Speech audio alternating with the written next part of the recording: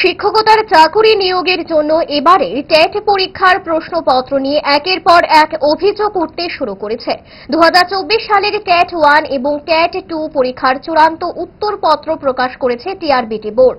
সেই চূড়ান্ত উত্তরপত্রে বিভিন্ন প্রশ্নপত্রের ভুল এবং আউট অফ সিলেবাস প্রশ্নপত্র থাকায় পরীক্ষার্থীরা সেই প্রশ্নপত্রের মার্কস প্রদান সহ একাধিক দাবিতে সোমবার ফের টিআরবিটি বোর্ডের চেয়ারম্যানের সঙ্গে দেখা করার উদ্দেশ্যে বোর্ডের সামনে জমায়েত হয়। পরবর্তীতে চেয়ারম্যান 3 জন প্রতিনিধির সঙ্গে দেখা করেন।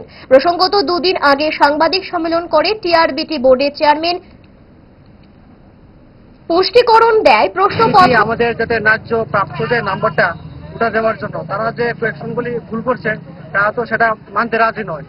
আমরা অথচ তাদেরকে প্রমাণ সহ তাদেরকে দেখিয়ে দিচ্ছি, এমনকি আমরা যে তাদের চ্যালেঞ্জও করেছি, কিন্তু তারা তো ওগুলি মানতে রাজি নয়। আমরা এসসিআরটি এনসিআরটি বই সহ প্রমাণ করে দিয়েছি, তারপর তারা মানতে রাজি নয়। আমরা এখানে আসার উদ্দেশ্য হলো আমরা এখানে আন্দোলন করতে এসেছি না, আমরা যে প্রাপ্ত নম্বরটা সেটা পাওয়ার জন্য আমরা এখানে এসেছি।